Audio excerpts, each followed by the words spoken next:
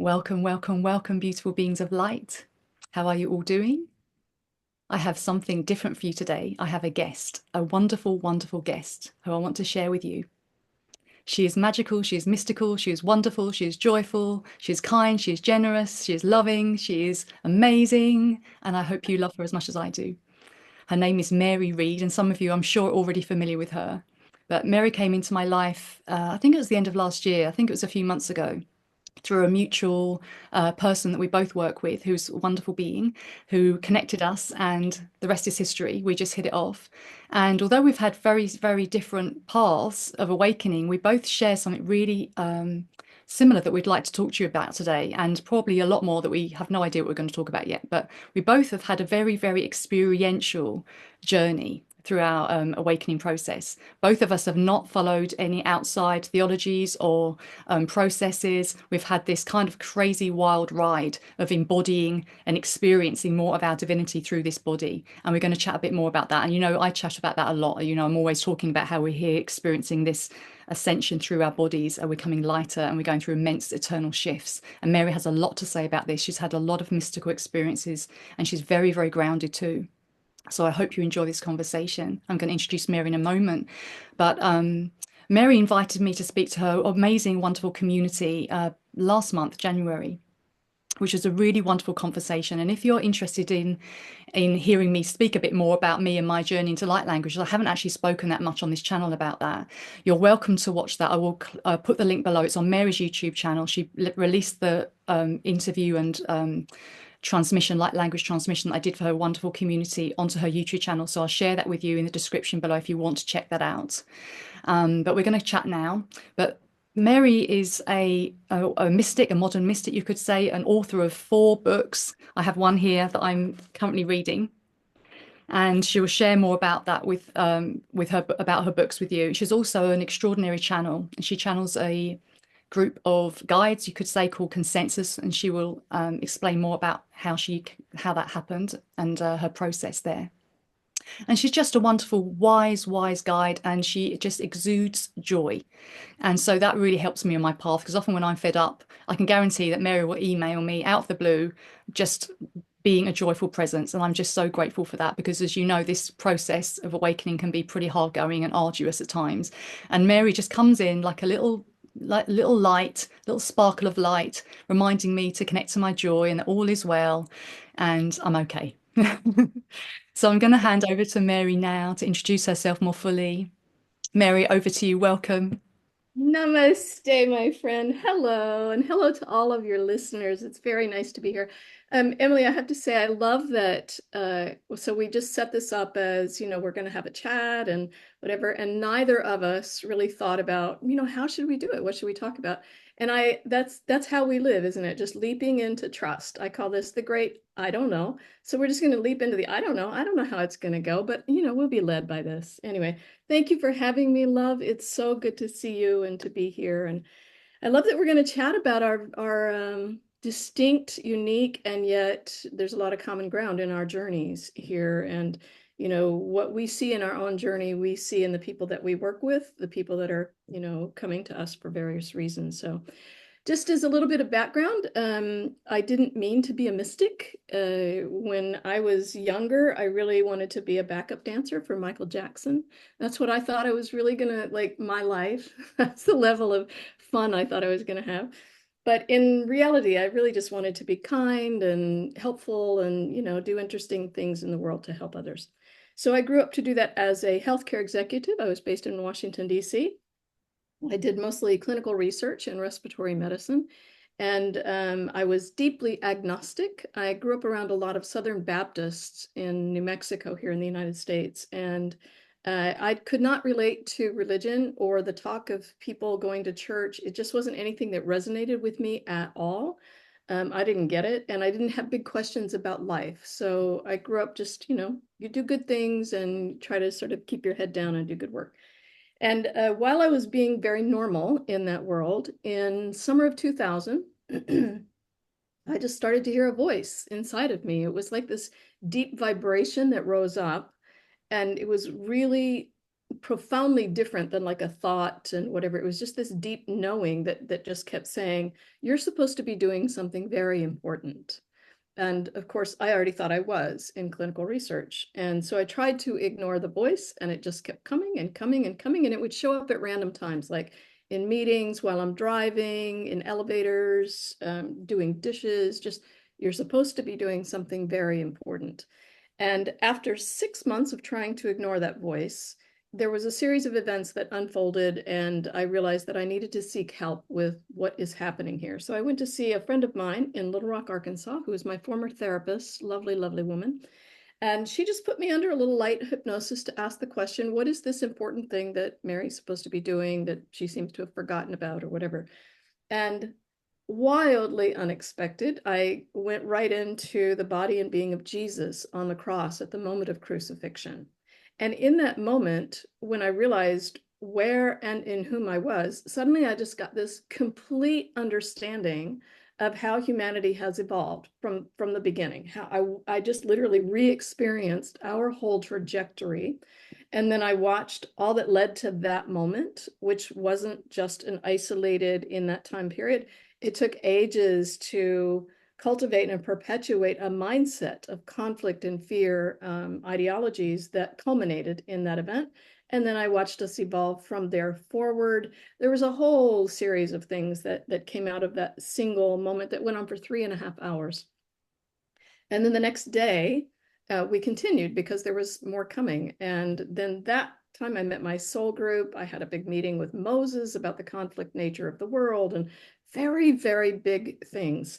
And as you might imagine, um, when I came back home to Washington, D.C., that is nothing I could talk about at work. To go back to my office and say, you guys aren't going to believe what happened to me over the weekend. I'm hanging out with Jesus and Moses, and now I know about the conflict nature of our world. And so it was so profoundly different that it deeply knocked me off my center, deeply.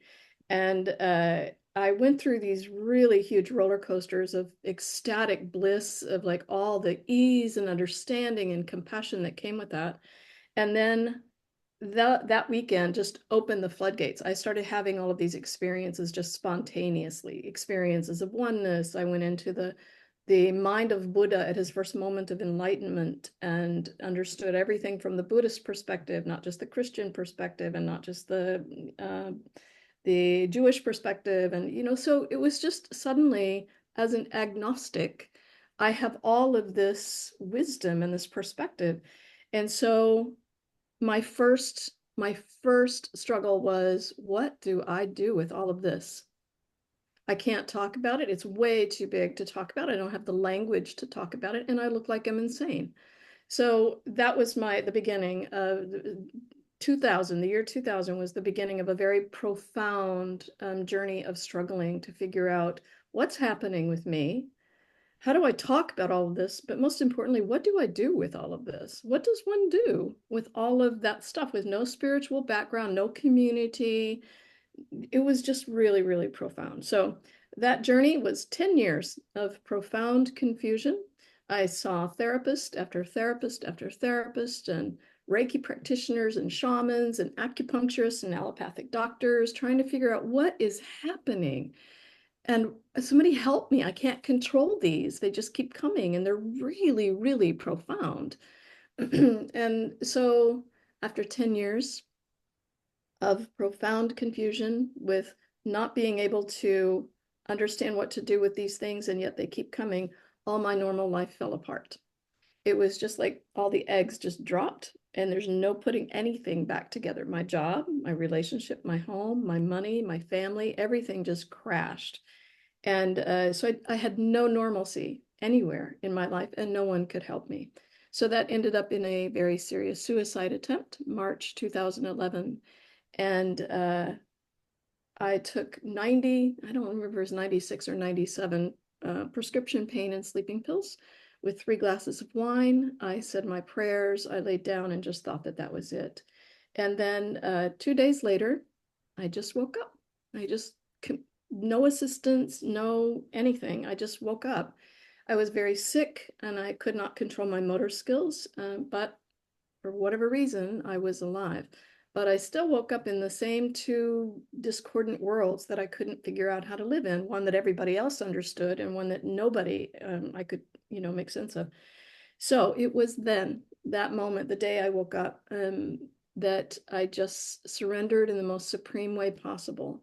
I stopped trying to figure it out. I stopped trying to fix anything. I stopped trying to make a plan. I stopped it all.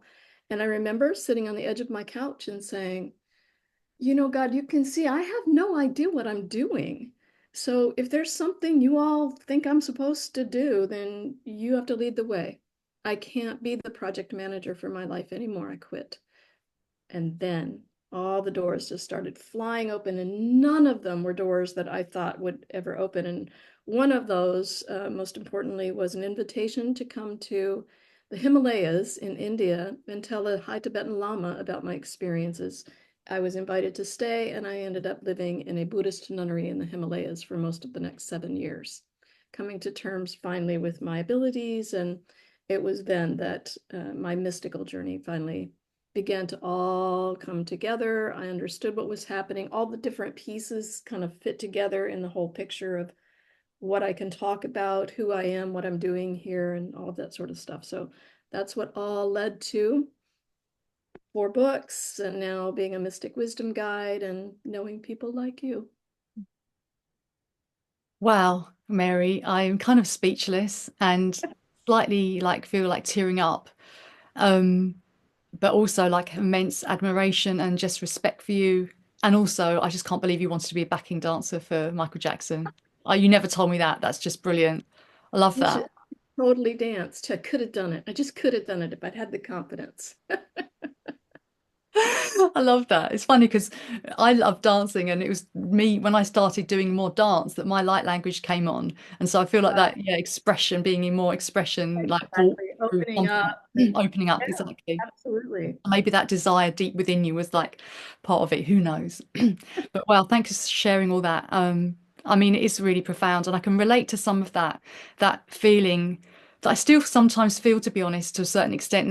That kind of what am I supposed to do with all this kind of stuff Right. that's just incomprehensible. And I'm sure a lot of people watching can relate who are going through this process of particularly awakening to their mystical gifts, their intuitive gifts. And because we're kind of so driven, and live life through this sort of shut down blinkered state, don't we? And when we start to open, once the sort of windows open, or we start to realize we're so much more than we think we are, and we suddenly have these gifts come online, and for me, it was light language and sort of feeling very cosmic, someone who had never believed in sci-fi. I really never had an interest in sci-fi. I had never had an interest in aliens or UFOs and all of that stuff. And then suddenly I'm like seeing beings come to me and speaking light language, and having downloads and insights and all of this kind of thing, and very strange, very, very, very, very strange mystical experiences. It's like, yeah, what do you do with it? When I first started seeing energies, I went to the optometrist to check my eyes because I was like, am I seeing things? Is there something wrong with me? And like, no, I was fine. But yeah, and for a while, it is that navigating that path of, trying to be human and more than human, right? And fitting all of that unrational, like irrational, technically sort of illogical, irrational stuff, this vast stuff through this very limited lens and very limited sort of filter. Um, Right. so I really get that. So there's several things I want to say. First of all, this is why I love the term awakening during this spiritual, because that's how it feels. It feels like we're just waking up and going, oh, like we've been asleep to different aspects. We can call it a blindness and we're coming into the light or whatever, but it really is kind of an awakening of, oh my God, wait, what? There's just reality beyond what we knew, right? But I find it so interesting that in our journeys, when we're really profoundly confused, where we turn to try to understand what's happening is an old paradigm, right? Allopathic or these other systems that are based in those old beliefs of what's possible, what might be happening, or whatever. So we keep turning back to limitation to try to understand limitlessness, right? We're coming into all of these things. Now, what's different about your journey is, and unique about your journey is, So I can say I had a vision or I had a meeting with God or and so people know, okay, God, Buddha, they understand these things. But when light language is coming through, it's a language we don't understand. You have all these different dialects that come through and coming from sources that you cannot name necessarily in ways that we would understand. So it's just like the layers of who can help with that, right? Where do you turn to for help with that? Which what this leads to is that we keep having to come inside for that assistance. We keep having to surrender inward for the guidance, for the trust, for the greater understandings and revelations, right? So it drives us, our very journey just keeps coming inward, inward, inward, inward. And it is that then that we begin to help the other systems, right? It's coming the other way around that we Yes. begin to say, okay, systems of limitation, here's the greater possibilities. We're the ones sort of pushing the for the disillusion of the boundaries just by all of the force that's coming through us. Oh, that's so beautifully said, Mary. Yeah, yes, yes, yes, yes. Yeah, exactly. When I was going through all this sort of awakening to my channeling abilities and the light language and all of this stuff. Yes, there's no reference point, no context, and it was deeply confusing. And just like you, I had to go through a complete breakdown of the old, the outer and the inner. I just lost, like you, I ended my long-term relationship. You know, my pets died. I lost my home, I lost my community, my car. Everything had to go. That was not, supportive to my path and not for me any longer. And equally at the same time I was going through this, and still to a certain extent going through this deep deconstruction process. And like you said, exactly that, when there's nowhere else to turn outside, you have to come back inside. And my journey has been such an internal journey of, and my team have kept saying to me, this is to do what you came here to do, be what you came here to be, is about being so in your inner authority, your inner strength, and in that sense of trust, of unconditional trust in that divinity within you, that nothing outside of yourself is guiding you. It's a complete inside job, and it's a personal experience of living as a divine multidimensional being.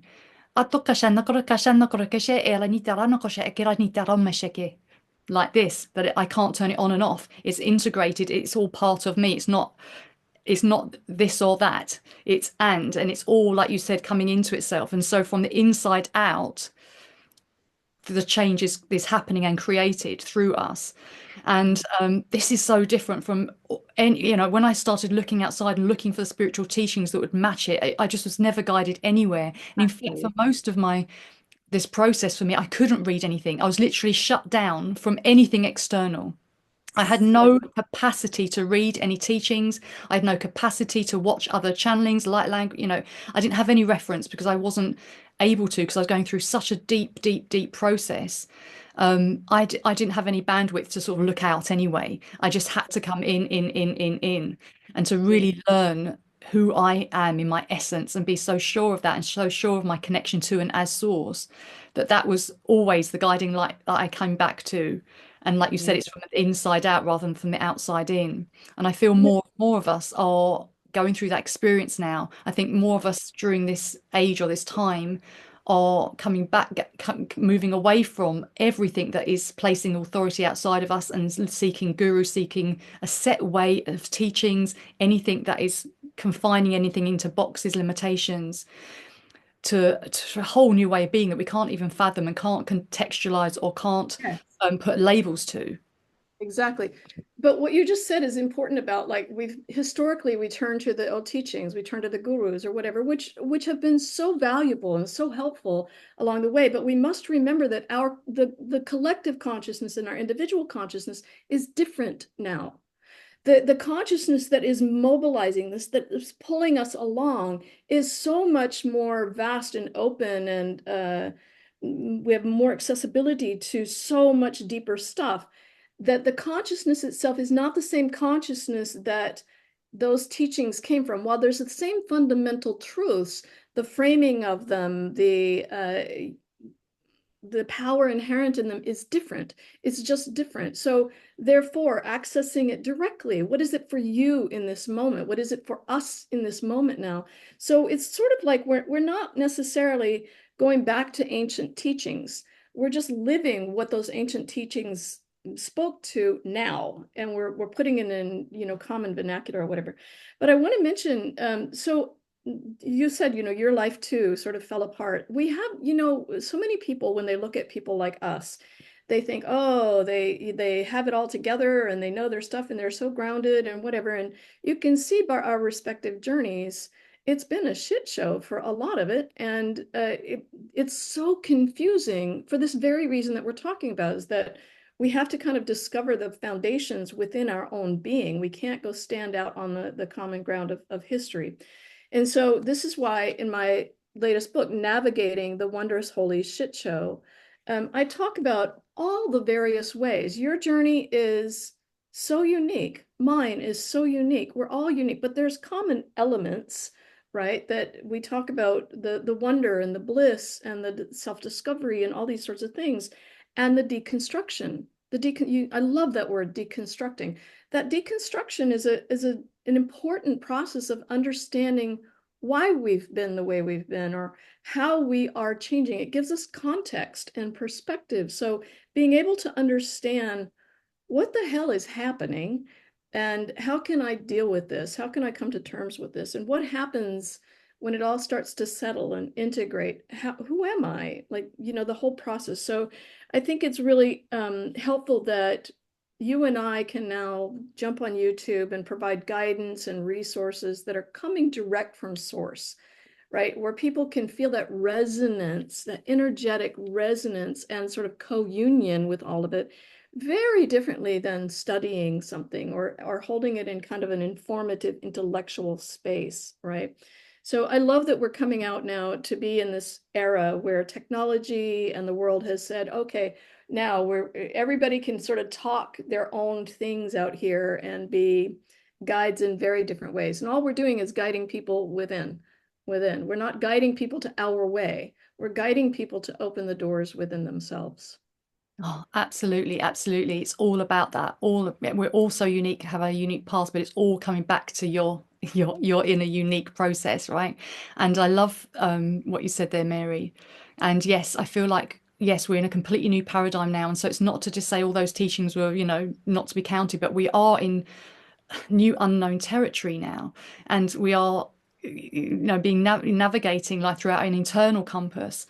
And this deconstruction process is a beautiful process, so to just allow us to be free and more expanded as we are in our uniqueness.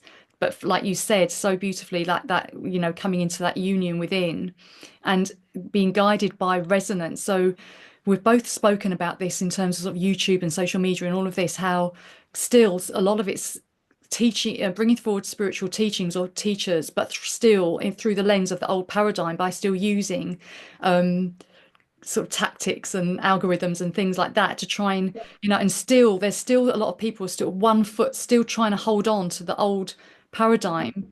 And Mhm. it's at some point it's going to give, because we can't hold in that way, and people are operating more from resonance. And I just know so many people who find my videos, and probably you too, Mary.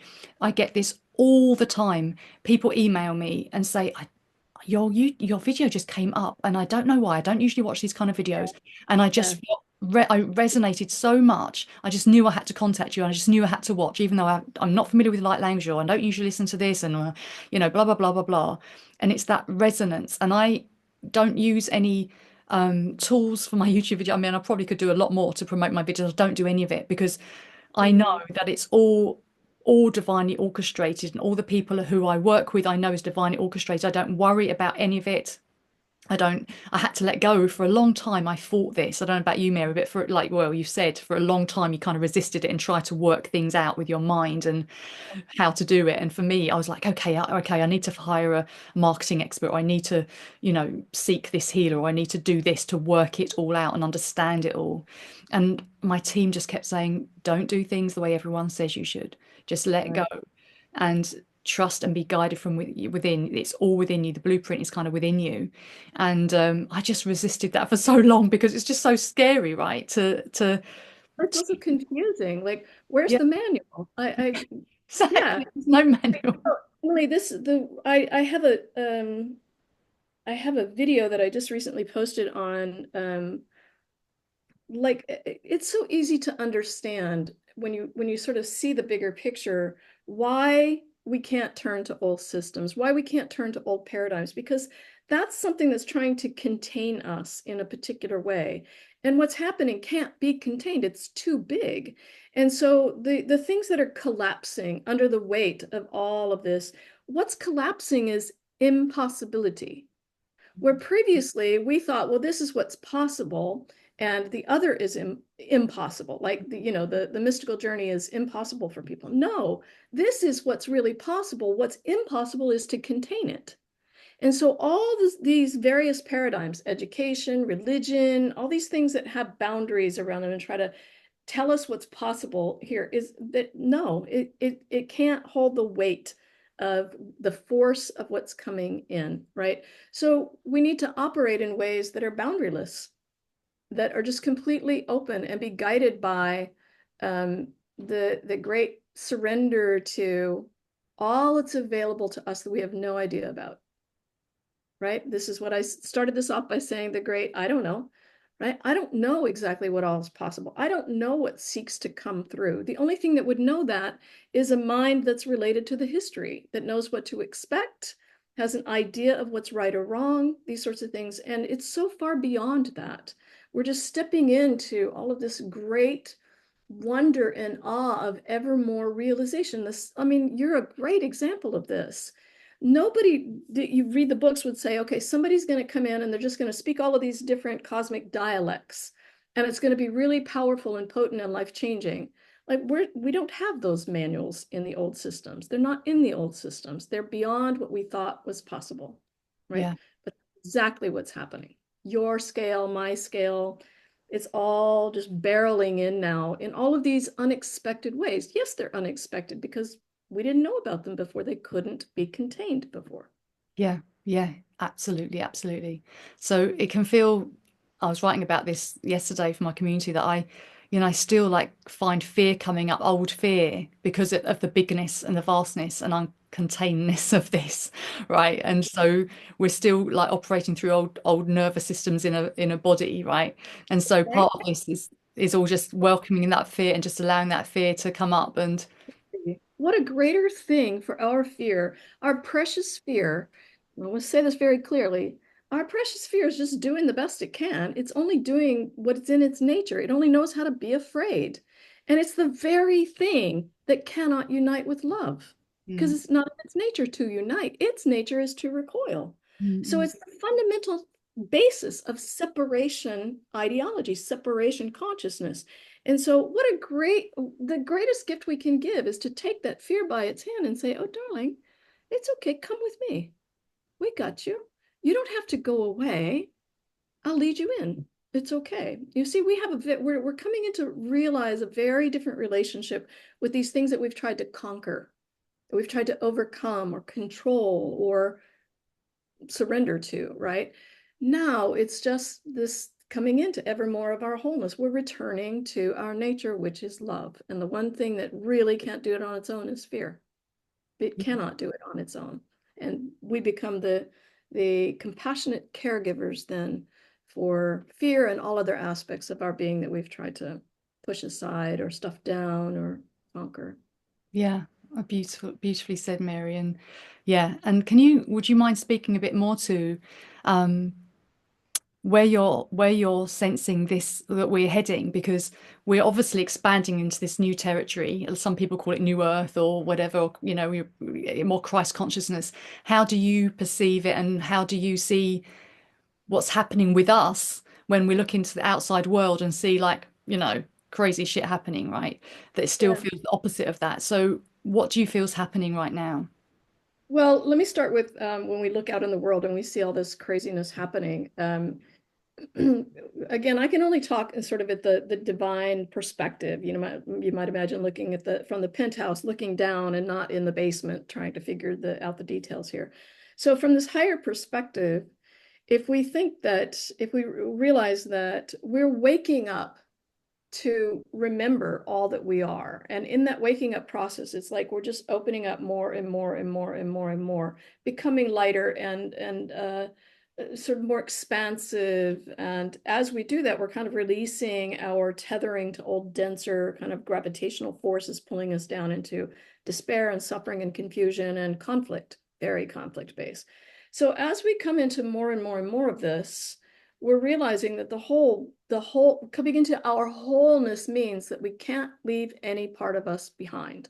We can't experience and live in the fullness of our all that we are and leave anything behind. And what we want to leave behind are all the things that we don't like. All the pain, all the suffering, all the fear, all the wars, all the poverty, all of the violence, all that sort of stuff. The cause of all of those things is the pain of a belief that we're separate from love. So we can't come into union with love and leave all our pain behind. That's the whole cause of the suffering, was that very belief. So if you imagine that as we come into ever more of our wholeness, we're kind of like a vacuum, pulling everything to the surface to see what needs to be healed, to see what needs to be included in this. And so in that process, we're just pulling up all the things from the crevices of our history. And Paul Selig would talk about this in terms of being accountable to our past actions, right? So all of these things in our history, all of the different paradigms of control and wounding, right, are coming to the surface to be included in the healing. It's all the shit we didn't want to look at. It's all the shit we wanted to reject. But we cannot reject something and be in the fullness of all that we are. Rejection is the opposite of our unitive nature. So this is where we begin to learn, boy, how am I going to be in relationship to all the things I hate, all the blaming or whatever. And so we begin to understand this is the real journey. This is the real journey of, if I really want to live in a world of love, if I really want to be a presence of love, am I really willing to be a presence of love here? Even for this, even for it's our greatest teachers, right? And I'll say very clearly, if this was easy, if this reorientation was easy, it would have been done a long time ago. So this is a very difficult way to reorient ourselves into willingness to be a presence of love, even in the midst of this, right? So what we're learning then is, okay, I have to react differently to everything. If I want a world in which hate does not exist, then I can't hate the haters, right? If I really want a world that is truly compassionate and kind and inclusive, then I have to be kind and compassionate and inclusive of everybody and see their divinity. See what is causing their behavior, their actions. Then it's all just the language of pain. And can I be a presence of love in the language of pain, in the presence of pain? And this is what we're coming to learn, actually. Yes, because that's all love knows how to do is love. That's it. All we have to do is just center and let love lead the way in the exact same way that's happening in our journeys. We don't know the course. Love is leading the way. We don't know how to react to hatred. Love is leading the way. You see? So it just centers us again and again and again into this great, I don't know. And therefore, when I said in my own journey, I don't know how to do what you guys want me to do, so you're going to have to lead the way. And boom, that's how it happened. Every step of the way, when we just come back into this trust, this trust, this trust, no matter what, if we look out in the entire world, I don't know how to react from a place of love, so I'm just going to have to surrender and let love do it. Right? It makes it so much easier in the big scheme of things. It really does. I talk a lot about the end of effort, that we can stop strategizing and efforting and figuring it all out. We're so exhausted from trying to figure it out and fix it. Even in my own journey, when I said I stopped trying to figure it out, I stopped trying to fix it, I stopped trying to make a plan, I stopped trying to understand it. All of that, I stopped all the effort and boom, there it went. And I see this all the time. This is collectively what we're doing is to surrender our trying to determine how it goes and allow the ease of love to come in and do what it seeks to do naturally. Yeah. That was a very long-winded answer. No, it's a perfect answer, and I'm really grateful for you elaborating so much on that. And oh, yeah, it's not easy, but this is the process, and is the less I can feel this going through this is what I'm going through so much myself of this process of, well, what a lot of us call that shadow work, right? Bringing stuff into the light, and it isn't about exclusion. There's no exclusion. It's all about inclusion, isn't it? So it's all Yeah. about this And process. that's where we learn it, right? We learn it from, we Yeah. don't have to figure it, we don't have to practice on the world. We don't have to practice on war. We can come No, right into the yes, conflict and war in me. If exactly. I'm at war with the world, then I'm contributing a mindset of war. It's that Exactly. simple. If Yeah. I'm hating the hater, my contribution is hate, Yes. right? So I teach often about what's my contribution in Mm, any given moment. What is it that I'm contributing? And often what we're contributing is just this default, impulse from the way that we were conditioned, the way that we grew up. And so now in our mindfulness, what do I want to contribute? I want to contribute a willingness to love. I want to contribute healing, not in the way I think it needs to happen, but authentically at its origin. I don't want to heal the symptoms. I want to heal the origins of suffering, right? So it makes it so simple to just come right in here. What is it I'm trying to overcome? What is it I'm trying to control? What is it that I'm being led by? What is it that I'm contributing, right? yeah. And the power of our choice in every moment. And this is Yeah.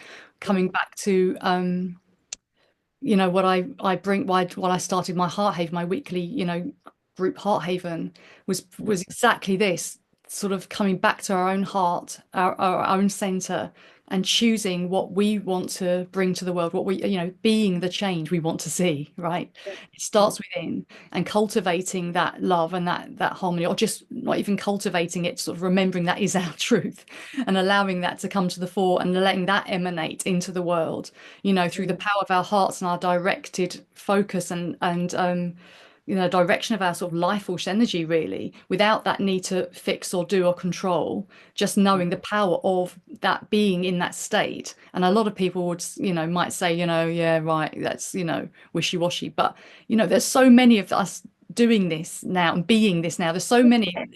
Yeah.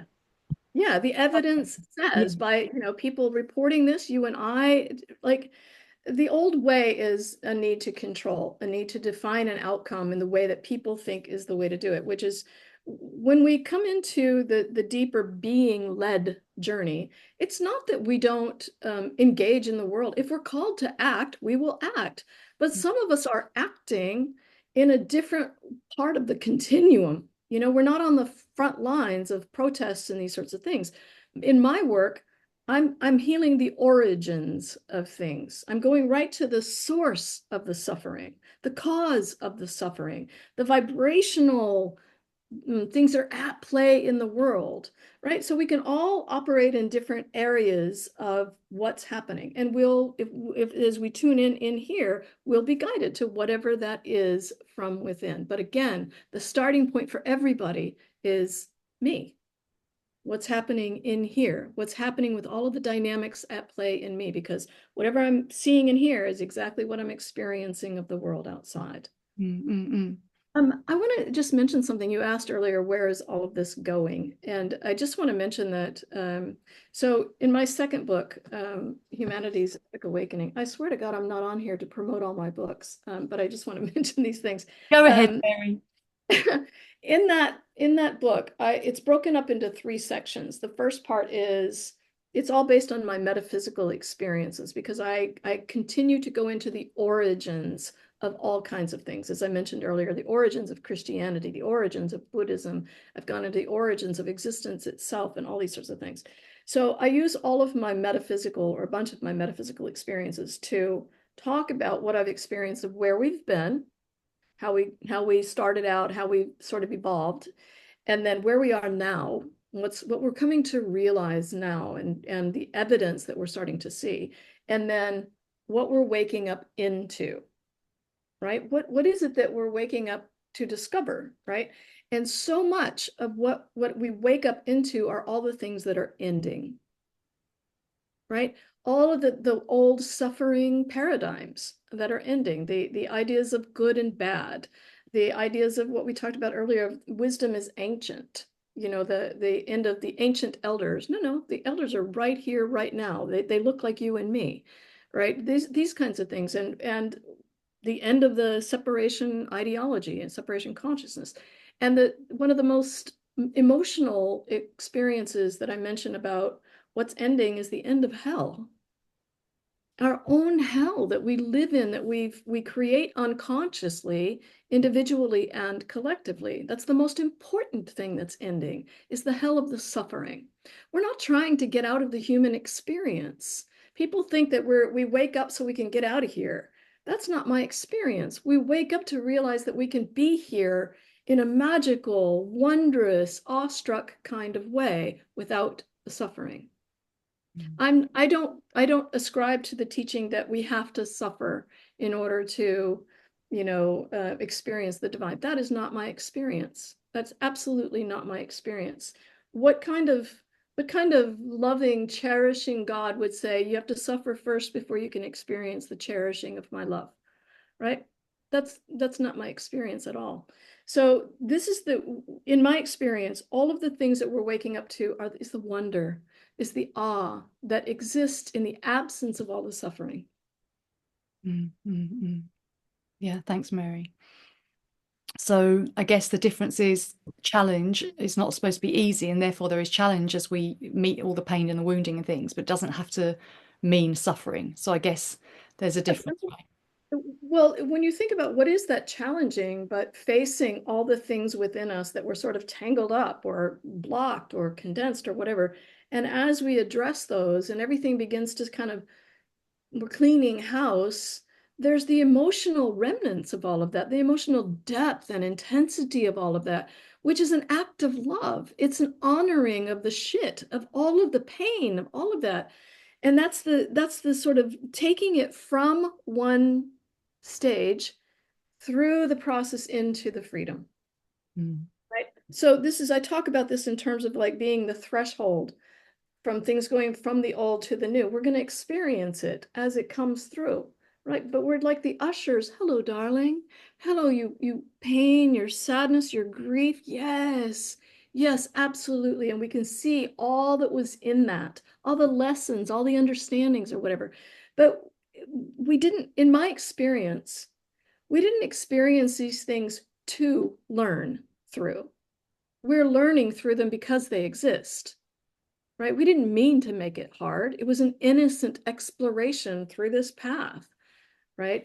We didn't do this to learn. We are learning through it. Does Yes, that I make love that. sense? Yes, I love that. Sense? Yes. Yeah. Yes. So quite an important distinction there. Yeah, Yeah. amazing. So do you want to talk a bit about more about consensus and how you came to channel consensus? Who are consensus?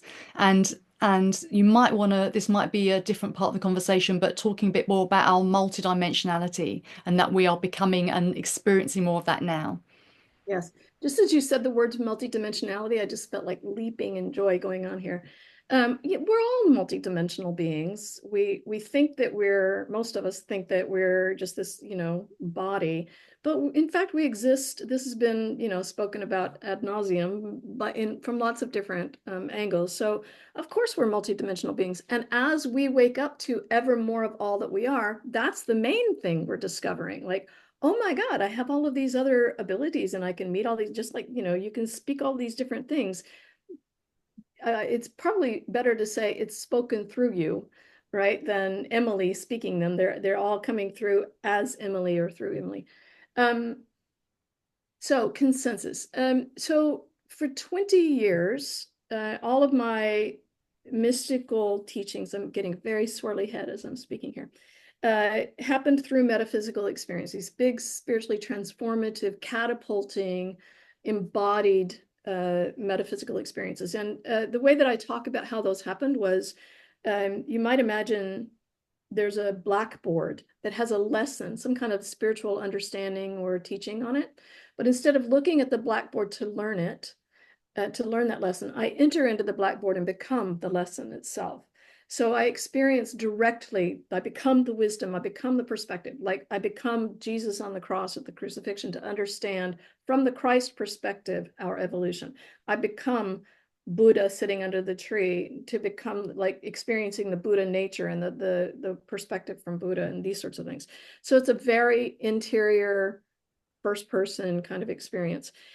So that went on for 20 years. All of my experiences were like that. And suddenly, 3 weeks into the pandemic in 2020, I was in a meditation with my friend Karine in Australia.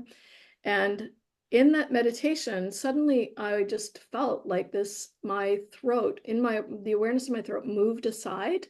And then all of this stuff just started coming through. And I was experiencing just thousands of divine beings, even as I'm speaking, I can feel it swell inside me, in a stadium. There are that many of them. I experienced them in a stadium. And I'm swirling so big as I'm speaking about this. They're very joyous to come through here. And in my experience, all of the beings in the stadium are they're always unique. Every being is unique. They have a unique energetic signature. In the same way that you can understand Jesus has a different energy than Buddha, but they're both emanations of the same pure source and light and love. You and I are the same. So when we all come together in this stadium, all of our uniqueness comes together and it creates this kind of harmony vibration. There's so much energy coming through my hands right now. And that harmony vibration is the consensus vibration. It's the highest note possible in any given moment. So when I work with clients and I do my weekly satsangs, we all gather with consensus and we're all in our uniqueness coming together to experience this harmonious kind of vibe. And that's what I narrate. On Sundays when I do my satsangs, I narrate teachings that come out, and it's always in an experiential kind of way. So we all go into a meditative state together. We all come into that vibe. So it's an embodied transmission going on while we're also having realizations through the teachings. So they also are the ones that do all my consultations. I kind of take some preparatory notes or whatever, and then consensus just comes in and does all the work with our field, unites with us, and helps sort of set people up for however they want to, whatever there is in their highest interest to learn or be revealed or healed or whatever. So that's what we do, and it's such an easy path for me to work. I don't have to think about a single thing when I sit down to work with somebody or gather with my group because I'm not in charge. I don't have any idea what they're going to talk about. And I may get a hint, occasionally, but uh, yeah, so all along the way, they have just edged us into more and more and more of, grounding in more expansive being and more unitive being. And I've just watched my whole community kind of settle down, settle down, settle down. So there's less questions, a lot less fear, all of this kind of stuff. And then now we're just in the kind of, we understand we're on the leading edge of awakening and we're kind of we talk a lot about what's our contribution. Everything that we do is our contribution to humanity. So we come together, we amplify the momentum of these energies, the qualities of awakening, and that's what we shine into the collective. So that's how we do all our work. Oh, I love that. And it feels so similar to how I do things, or just saying that feels so wrong. But how you explain that, like you have this big stadium of this consciousness that you don't really, it doesn't sound like you name them as beings or certain things. It's whatever, it's like a collective and the highest note, right, available of this vast wisdom all in this stadium. And it's very similar for me when I'm bringing through these light codes. I feel it's very similar, like this kind of like a big orchestra, and it's what notes want to come through and what harmonies, but from this vast array that I can't even fathom, I can't put into words, I can't describe, and it's always different. So people often say, "Who are you channeling? What being you or what collective?" And it's not as straightforward as that. Yes, sometimes I might sense an energy of a being or collective or name, and if so, I'll mention that. But mostly, it's too vast to even contain by that, by even Yes, a definition of a being, that's putting limiting it. It's this it is a vast stadium, like of energies and frequencies that are on this dynamic interplay all the time, in this yes. divine orchestration that want to flow in this harmonic resonance for what is most supportive and benevolent, beneficial. And it's just feels very similar. It's very hard to put into words, but I love the way you described it. As you're speaking, I'm imagining, wouldn't it be fun for you to like be in the stadium and be on the stage, like having all of that, and you're like a concert, just narrating all of the energies that are going on in there. So, a couple of things here. Uh, they say we're just higher and higher and higher aspects of all of you. So the composition, just as you said, it's always different, right? The composition of who's in that stadium differs every single time. And they say we're only here for what's happening in the moment. That's Yes. it. We're not, it's all what's in the highest interest right now of whoever is going to hear this, whenever they're going to hear this. We're only here for what's happening in the moment. And so sometimes I do know who's in there. Sometimes somebody will become very clear. And in consultations, that happens a lot. Somebody will meet their soul group, for example. They'll be plopped down into a section where it's all their soul family, or somebody will meet their loved ones. It's very common for Jesus or other masters to come in, only if that's what's most helpful for that person in that moment. But a lot of times, the naming of somebody is not helpful because our mind thinks we know about them. Our mind has an association with them, that the mind is going to be engaged then with some expectations, right? And so part of the beauty of having it be so vast is there's no story to tell because you don't really know who's here and all the things that are going on. So it leaves it open to all possibility and potential that we can come into in any given moment. Yes, and that's exactly how I approach things. Like I always say in my videos on here on YouTube, when I come in, I have no idea what I'm going to say. I have no script, I have no plan. And for a while, when I first starting off my channel, I was kind of like, bricking it, going, "Oh, I don't want to do this. I want to do this. I don't know what to say. I don't know what to say," And then I just sort of sat and I turn on record, and it just and what comes through, what's comes through. I have the intention that it's always beneficial and supportive and inspiring and helpful for those watching, and that it speaks to the hearts and souls of those I'm connecting with, and that's kind of it. Then I'm out. Then it's what comes through, and in my sessions with the people I work with, it's the same. I show up. I've learned to just show up and just completely trust, and what comes through is unique every time, and what comes through is always what's most needed, you could say, at the time, or most supportive at that time in that now moment. And so the sessions are completely organic, and I do not have any structure or anything. It's just exactly the same process as you, but with me it's with light codes, and so it's very, very similar, our approach. So Yeah, interesting, isn't it? path of ease. We're not efforting in any way. This is Mm-mm-mm. a quintessential example of what it looks like to be fully in surrender in the path of ease. We don't have to do it. We just have to show up. Paul Selig is another great example of that. Paul Selig sits in a chair and books come out of him, just narrated. He's on his 13th book now, I think. And Paul just has to surrender to this coming in. I mean, Paul's a little bit more engaged than you and I are in the moment, but this is what is coming to more and more and more and more of us as we surrender. The divine knows exactly what to do. The divine isn't struggling to figure it all out. That's only our little mind trying to like make sure that not only that we're okay, but that we're taking good care of other people. And there's an earnestness in our mind wanting to be engaged. But at the same time, when we sit in our surrender, we are in service to our mind. We Yes. get to say to our mind, darling, I know you're exhausted. Let's just come along on this journey. Let's just take a nap, get to feel all of the benefit, and you don't have to work. You can just rest, babe. We've got this. And our mind begins to feel that nourishment, that divine nourishment. and which is a beautiful gift while we're still sorting through all the shit of our history that's, deconstructing and rearranging and getting reoriented. Yeah, yes. And that's why I sort of feel like often this journey is about coming more into our bodies and into our hearts. And it's a totally different approach. Excuse me. And so, yes, as we descend more from just being dominated by the mind and come from our heart and just really be in our bodies, which I know is quite challenging and difficult for a lot of people because it's not comfortable often to, experience that. But it's when we do allow ourselves to sink into that way of perceiving and opening that is beyond logic and doesn't make sense, that the magic flows and we realize that everything is innately within us. And when we surrender and just show up, that the what's wanting to kick in and be remembered and activated and come into expression will do. And it's not anything you have to figure out.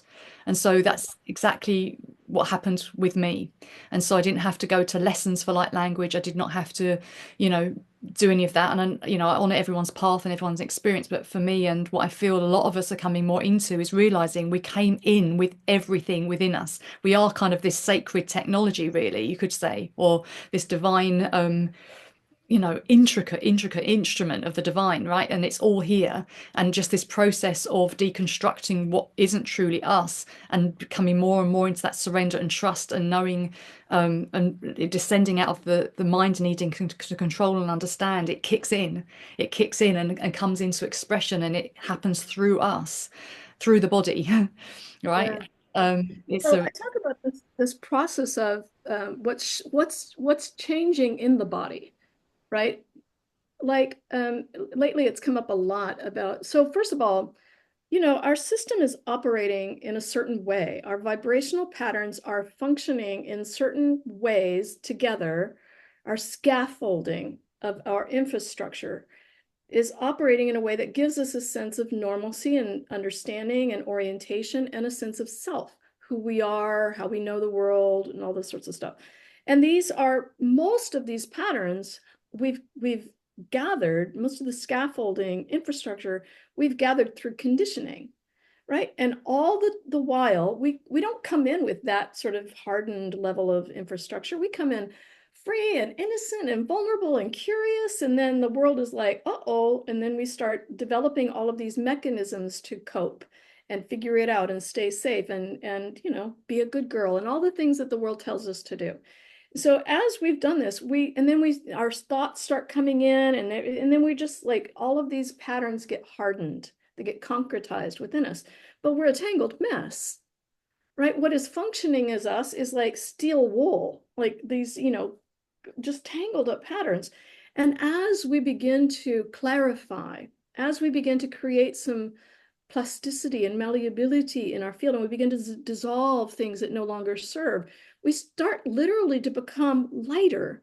We become more ethereal. We become more like fog, or, just this like flowing kind of presence.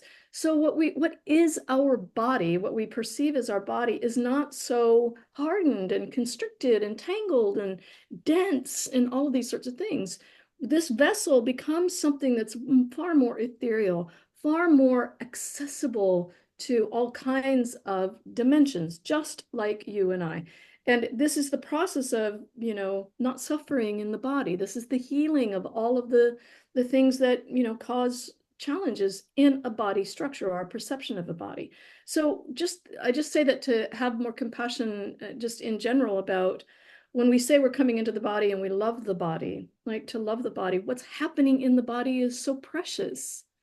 This is where all of that healing stuff is going on. We're healing all of those tangled messes inside of us, right? Which is not only our lifetime messes, it's the lineages, it's the collectives, it's our ancestors, it's, all kinds of shit that we're holding in here. And our precious body is like finally having the opportunity to heal, like at the source. At the source, yes, exactly. And it's works same with my light codes, going just to the source and just untangling that wire wool and just loving very with immense compassion and love and honoring this amazing vessel that we get to experience all of this, right? And I feel for a long time that's kind of been ignored, or the body's been dismissed, or just kind of like, oh yeah, it's just the body. But it's so precious, and none of this can happen without our vessels. We are here at this time in this now focus through this body, which is physically changing, like you said, it's changing dramatically. And yes, to just honor that and take care of it and just love this vessel. This has been a source of self-rejection for a long time. I mean, especially women, right? We've been told that you have to, like, in order to be worthy, you have to look a certain way or act a certain way, or your body needs to be a certain kind of thing. And so we get all of these messages that then become self-talk, right? And so there's a self-bullying kind of thing. We don't mean to do it. It's just these messages that have come in. And so our body is holding all of that. Our body is this internal source of rejection.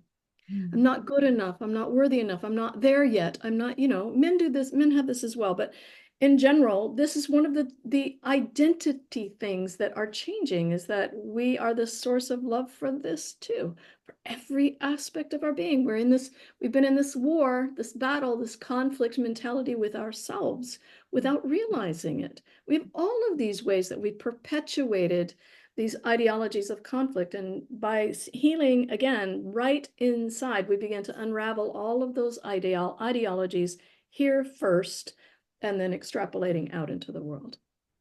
Yeah, yeah. And so it does start within, and unraveling, and yeah, healing the conflict within, all of this within, and trusting that is what's happening actually in the world, even if it doesn't look like it, that it is happening. The change is happening. We are in a way seeing in the outside world this play out, but I think a lot of us are already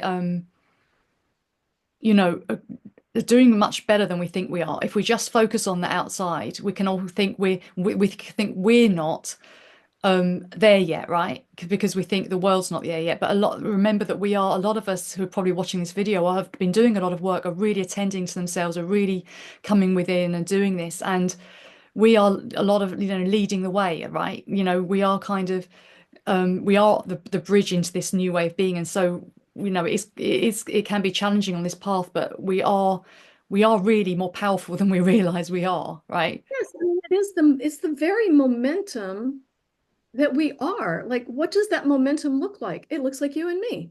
It looks like the people that are watching this video.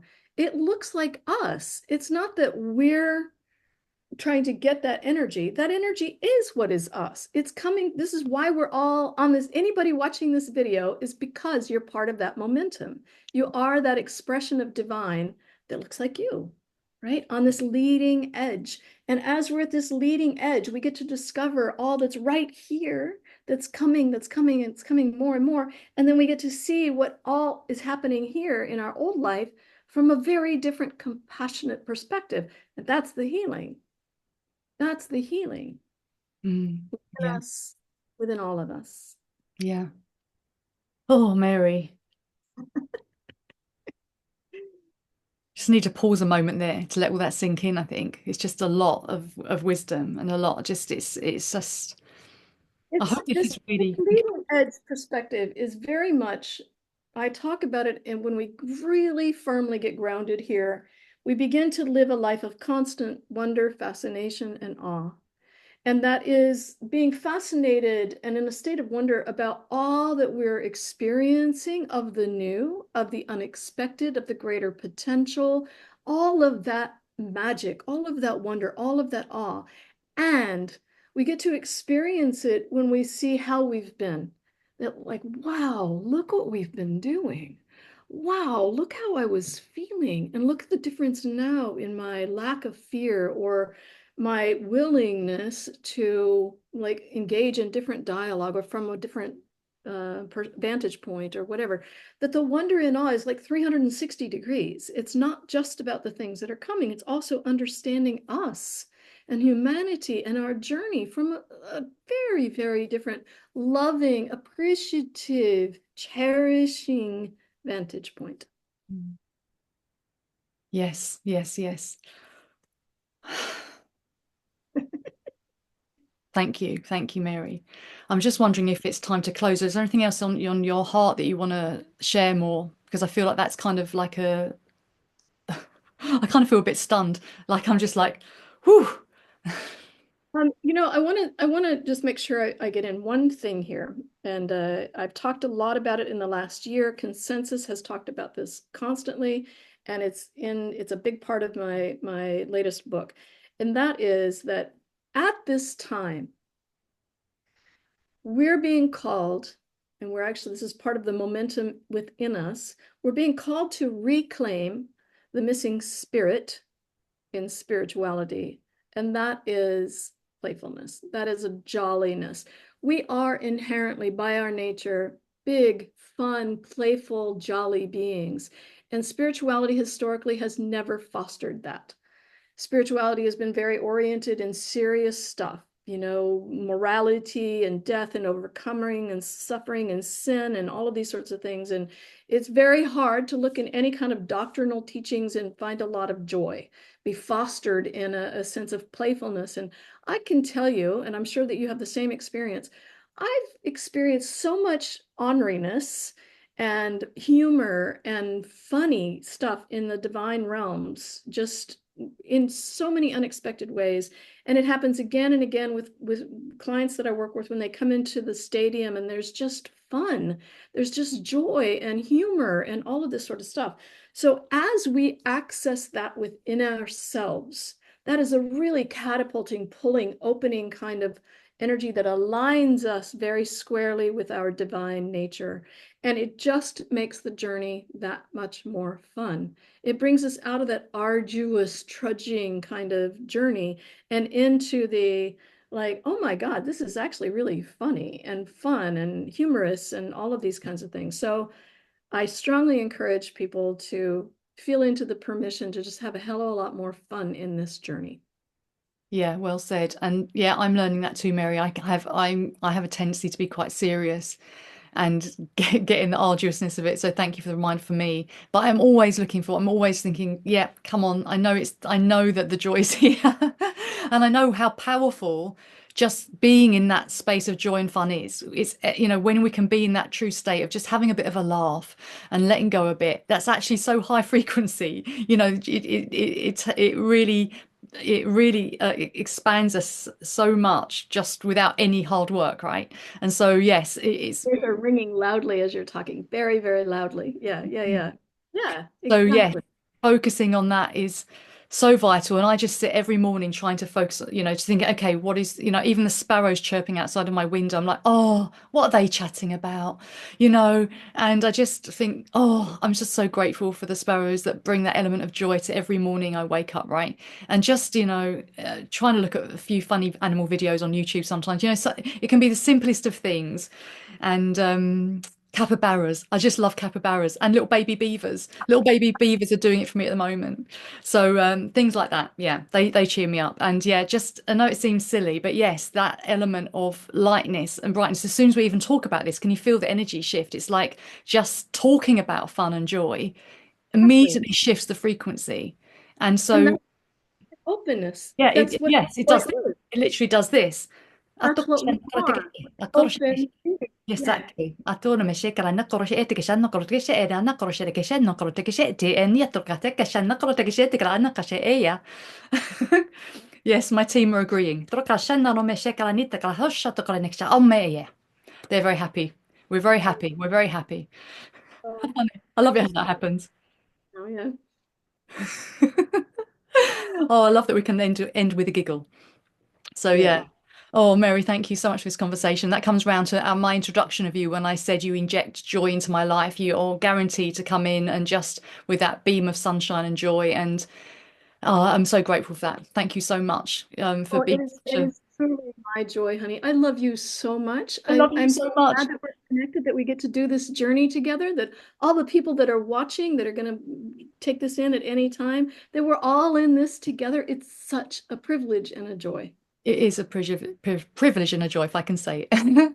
And so, just to finish, do you want to just tell people how they can find you and connect with you? Have a wonderful community that I'd highly recommend people explore your books, and tell people where they can find you. Yeah, absolutely. I'm at lovemaryreed.com, and all my books are available on Amazon. I definitely recommend the Navigating the Wondrous Holy Shit Show of Awakening. It's for anybody who's in the throes of awakening, whether it's happening through these big events or whether it's just a sort of a more you know something's changing in you and whatever. Those are two distinct paths of awakening. I address them both in there, and not just what are the signs of it and the challenges of it, but tips to manage it and what to look forward to. But there's also information in there for practitioners who are serving our awakening world. More and more people are becoming practitioners, spiritual leaders. You and I sort of fell into the role of spiritual teachers, spiritual leaders, just help for that. And then media who interview people like us. So that's very helpful. Now, I'm actually getting ready to next week. I'll be doing a big group retreat in Virginia at Yogaville, which is a fabulous Radiant One retreat. And then after that, I'm actually going to be in India for 6 weeks. I have a small group retreat that I'm doing over there, and then I'm going to have some personal travel time. So I'm actually not taking more people into my community. Anybody who wants to join the community can go into a wait list, and I'll pick up with new members coming in available in May. But in that group, we meet twice a week. We have weekly teachings and satsangs with consensus on Sundays, and we read books together on Wednesdays that just deeply entrench the teachings. And then I, have consultations and things like that, which my schedule is available starting in May or June now for that. So it would be a joy. You guys can watch my YouTube channel or whatever, but yeah, that's it. Yeah, thanks, Mary. I'll put all these details below in the description so any of you can check out what you feel called to and what sings to you. So thank you so much, Mary, again for this amazing conversation. I Um, love thank you so much. Love you, love you, love you. Big hugs, big hugs, big hugs. it. Okay. Thanks everyone for watching, and I'll see you very soon. Take care. Love and blessings.